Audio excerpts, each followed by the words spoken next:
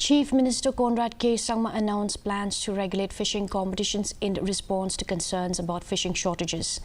During the Assembly session, UDP MLA Lakshman Rumbai revealed that organisers are importing 300,000 kg of fish for 500 events. Sangma confirmed the state faces a shortfall of 12,000 metric ton of fish annually, while local production meets only 21,000 of the 32,000 metric tons consumed.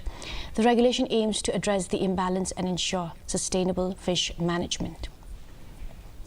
So that's roughly about 240 crores worth of fish is what the shortage we have even for our consumption in the state.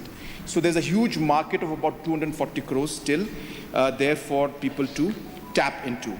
So yes, sir, the suggestion given by the honorable member will also help in increasing the revenue of the farmers. I will definitely take note of this, and we will encourage that even for future competitions that the fish can be bought from the local farmers. The state government reported